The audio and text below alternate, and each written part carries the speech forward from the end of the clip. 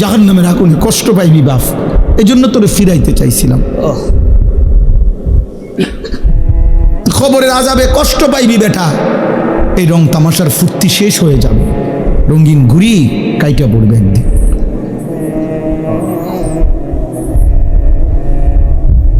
রঙিন ঘুড়ি একদিন কাইটা পড়বে, এই চুলের পেখম একদিন কেউ দেখবে না।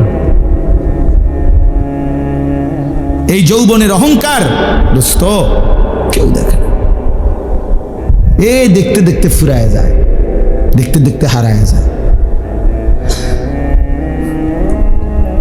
দেখতে দেখতে হারায় যায়। এই জন্য দোস্ত এটা ফিকির করা উচিত। আল্লাহ তাআলা বলছে, বান্দা ওয়ালি তুকমিলুল ইদ্দা, আমি চেয়েছিলাম তুমি আমার পুরাটা মাস পুরা করবা, সবগুলো বন্দিগি পুরা করবা, পুরা করো, পুরা করো। আল্লাহ বলছে পুরা করো, কঠিন হবে না বান্দা, আমি পারবো না। পারবা বান্দা, আল্লাহ বলতেছে পারবা, আমি জানি তুমি পারবা, তুমি না পারলে আমি তোমারে দিতাম না। লা ইউকাল্লিফুল্লাহু নাফসান ইল্লা উসআহা, আমি আমার বান্দার উপরে সাধ্যের অতিরিক্ত কিচ্ছু চাপাই না, কিচ্ছু চাপাই, কিচ্ছু চাপাই না। আল্লাহ তাআলা কোনো বিষয় কঠিন, কি পরিমাণ ইহসান কারম করছেন। আমরা কিতাবে পড়ছি, আল্লামা ইমাম ইবনুল কাইয়িম আল জাওজি রাহমাতুল্লাহ আলাইহি বলছে যে আল্লাহ সবচেয়ে বেশি কোন ইবাদত করতে বলছে? একটি ইবাদত কেবল, আনলিমিটেড, সেটা হলো জিকির। জিকিরের কোনো কি নাই, পরিমাণ নাই। প্রতিদিন 10,000 বার জিকির করলে যথেষ্ট না এমন কথা নাই, আবার 1000 বার করলে হইছে না এমনও নাই। এই জিকির একমাত্র আনলিমিটেড, মানে হিসাব ছাড়া করতে থাকো। কাসীরা উযকুরুল্লাহ যিকরান কাসীরা। কিন্তু নামাজ এটার হিসাব আছে, রোজা এটার হিসাব আছে, যাকাত এটার হিসাব আছে, হজ এটার হিসাব আছে, ঠিক না? মানে শুরু আছে, শেষ আছে, নির্ধারিত সময়সীমা আছে, নির্ধারিত পরিমাণ আছে, নির্ধারিত পরিমাণ। ফরজ 4 রাকাত, আপনি 4.5 রাকাত পড়লে হইব না, কথা বুঝছেন? কিন্তু জিকির একটি ইবাদত যেটা জবান দিয়া বান্দা করে, এটা পরিমাণ নির্ধারণ না। তো আল্লামা ইমাম ইবনুল কাইয়িম রাহমাতুল্লাহ আলাইহি বলে যে আল্লাহ তাআলা জিকিরকে হিসাব ছাড়া আনলিমিটেড বলছেন, করতে থাকো, করতে থাকো, বাড়াইতে থাকো, বাড়াইতে থাকো, কাসীরা কাসীরা, বাড়াও বাড়াও বাড়াও, আরো আরো আরো। তো আল্লাহ তাআলা এই জিকির করার জন্য যেই জিহ্বাটা দিয়েছেন, যেই অঙ্গটা, এটার নাম জিহ্বা।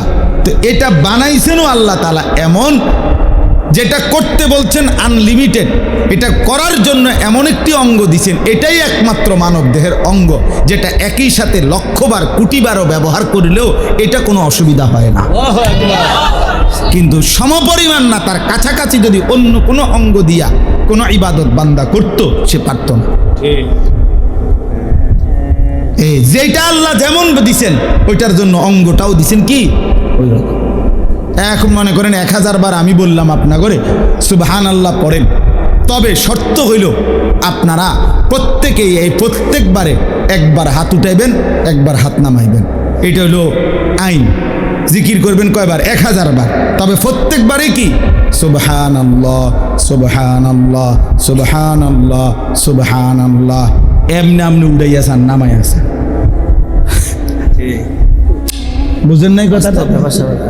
100 বারের পরে 50 বারের 60 বারের পরে আপনি হুজুর ফিসা দিয়ে ফেটেন আমাদের কপালে, আপনি জিকির আপনি করেন, আপনি আমার একটা আকাম ধরাই দিচ্ছেন।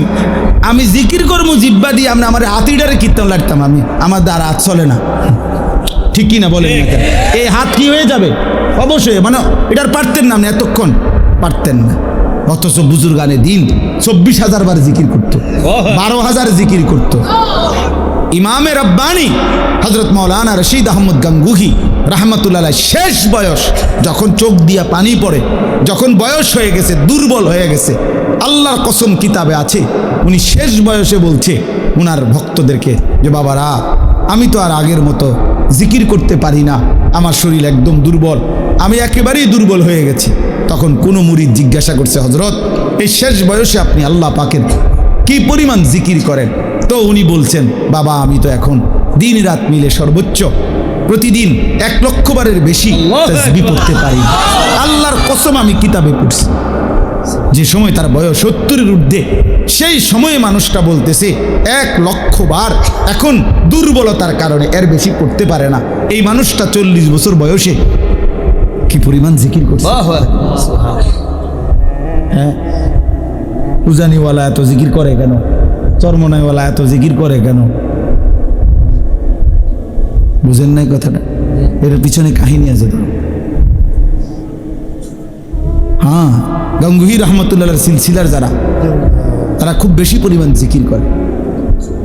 জিকির তাদের কলজার সাথে, শরীরের সাথে মিশে যায়, জবান চলতেই থাকে আল্লাহ পাকের জিকির। তাইলে 1,00,000 বার বাদ দেন মিয়া, 1000 বারই যদি সাথে হাত নাড়াইতে হইতো পারতেন। অথচ 1,00,000 বার যদি 1 কোটি বারও আপনি এই জিব্বা দিয়ে আল্লাহকে ডাকেন, খোদার কসম জিব্বার কোনো অসুবিধা হবে না।